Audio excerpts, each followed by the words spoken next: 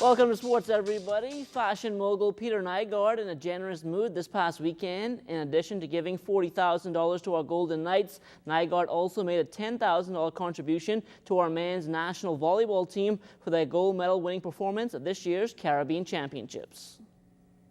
No small feat that they beat out, the team of Barbados, Barbados have won it in the last 10 times in the volleyball championships, 10 times. So Barbados a bit been like that USA beast over there that keeps on winning and winning.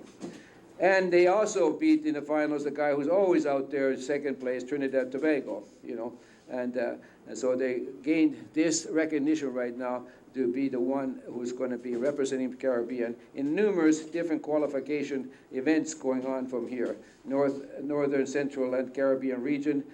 They qualified for Pan American Games and the Pan American Games, which are in 2013 or 2015. The Pan American Games are going to be held in Toronto.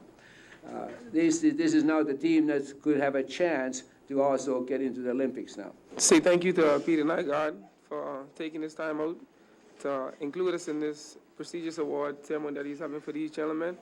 I know the award that we receive is not at caliber of the Olympic level, but we'll be there someday. You got to take baby steps together, like Chris said. They've been trying to get there for a couple of years now, and they finally did it. And we're on our way of making the Olympics also. Well, in his 20-year career as a tennis professional, Mark Knowles saw many players come and many players go. He also watched the doubles game change dramatically over the past few years, and that was definitely a learning experience towards the end of his career. Played my first round match here at the U.S. Open, and Xavier and I played against Guillermo Garcia Lopez and Pablo Andujar, and I was the only guy inside the service line for pretty much the entire match. So it kind of shows how much there's a lot more emphasis now on the baseline game, and the guys are so good from the back of the court now. The first part, maybe 75% of my career, I just played with one person. And obviously Daniel and I had a long partnership, and then I played with Mahesh. But then these last 2 years or so, I've kind of played with a lot of guys, and it's kind of been different. It's been nice to play with some people that I wanted to play with, and kind of experience different types of game styles and see how I could implement them into my game. Well, our men's national softball team on the field last night trying to iron out some kinks ahead of their Pan Am and World Qualifier next week in Colombia. As Julian Gibson tells us tonight, the makeup of this year's team will be different from years past in that younger players will play a much bigger role. When you look at the makeup of this year's men's national softball team, you will notice they have a few veterans as well as a bunch of young players. But don't mind that, those youngsters say they will be ready. I've been working at it all my life. Couldn't wait on this opportunity. And first of all, I just want to thank God for the opportunity, and we're looking forward to taking advantage of it. We've been practicing from last year. We didn't go nowhere, but this year we sure we can because tickets done bought. Tournament soon to play. We'll be playing Sunday. First game starts around 12. We have some young players, but we have some experienced young players. They've been around a little long, and some of them already got an opportunity to go off the play. So I wouldn't say this is going to be a first for them, but once they can utilize the tools what they have and listen to us, we could do well. We're actually going to do pretty well, I believe. We have some good pitching. We haven't had this much pitching in a pretty long time. We are very strong. All we got to do is stay focused. We have the athletes and the potential. And once we put God first, anything's possible. It's a younger team. From the normal teams, they're scary. You ain't get that much senior ball players, so we shouldn't have no injuries like how they used to have when they go across there. Because we have younger ball players with more shape. What are some of the senior players telling you who are on the team that you need to do in order to play at this level? Just stick to my strategy and my plan. My game is my hit and run, my speed. So at the national level, they also said that softball is a quick game. So therefore, they just want me to take advantage of my opportunities and use my speed, and we'll go from there. You all able to hit the ball? So you see some pitching. I guess only person pitch like that away is Edney. You all ready for that kind of pitching? Yeah, well, that's top line pitching. What it is, go back to basics. Got to lay the big swing on. Choke up your bat and pepper. You feel this team is going to bring back a medal? Yeah, we could. Anything is possible. Once you put your mind it, anything. I think we should come back with the gold. Reporting for ZNS Total Sports, I am Julian Gibson. All right, thanks a lot, Julian. Well, manager of the Proper Care Pool Sharks and director of junior softball development, Stephen Bishop Beneby, not too happy with the state of softball in the country. He spoke about what needs to be done in order to get back on the right track. If you leave it up to the people at the top, yes, ladies softball is in problems. We got to face facts, Julian. The young people, softball on the rise, is on the rise because the young people. That's where I come in. And I can work my hardest, excuse my expression, my damnness, to make sure ladies softball continue to rise. And at JBLN, that's what we're all about, building softball. There's no competition between NPSN and JBLN or NPSA and BSF and JBLN. No, sir. I ain't about that. I'm about building softball, ladies softball.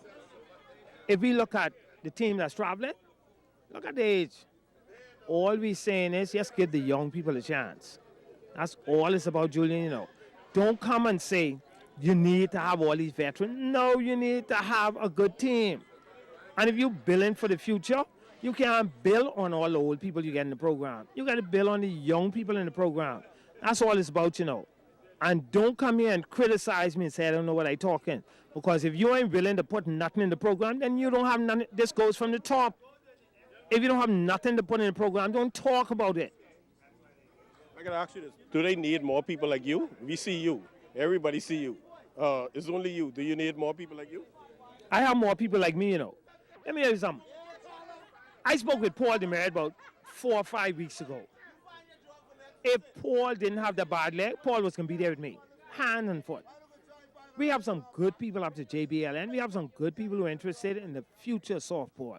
Don't criticize me if you ain't willing to come out there and lend an assistance. Send me some balls.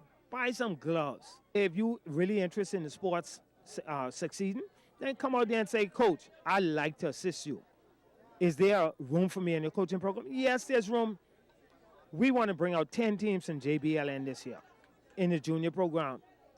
We need coaches. We need some of those senior ball players who only want to criticize. We need them to come out and assist. Quite a few coaches call me, Coach, by next week we can bring out some more players. Every time I go, we get about 6 to 8 new players coming out. All I'm saying is if you're interested in softball, don't criticize Bishop. Well, the New Providence Old-Timer Softball Association back on the field yesterday at the Blue Hill Sporting Complex. The Q Club Divers in the Royal Blue taking on the Technicians in the Navy Blue. The Technicians pretty much had their way with the Divers in this one. Technicians win it 14-7.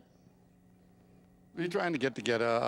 Our team has been stagnant most of the season, and we're trying to get ourselves together because we've not been practicing as a team. And because of my work commitments, I didn't have an opportunity to really get in shape the way I like to. But as time progresses, I guess that I'll do pretty bad. The performance was not a stellar one, but we'll take it anyway. We got the victory. Right now we're on a 4-game win streak, which is good. We're still practicing. I believe right now we're in 3rd place in our division, and we're looking to make a final run towards the championship. We made a couple of mental miscues, didn't play fundamental softball, and the game got away from us. And finally in the segment, with only 2 major regattas left on the 2012 calendar, consultant, the Reverend Dr. Philip McPhee, is hoping to close out the year with a bang. According to Rev, between the Grand Bahama Regatta at the end of this month and the Harbour Island Regatta during the Discovery Day holiday weekend, sloop sailing should be on its way back to the good old days. Depending on many of our elderly statesmen of regattas, as King Eric and others, who, as we speak, is working feverishly to bring regatta back, and with the additional support from others who are passionate about regattas, I believe you'll see, if not the conclusion in a very mighty way, you'll see the beginning of next year regattas with some new flavor, new enthusiasm, and indeed some new corporate sponsorship. And that will do it for sports.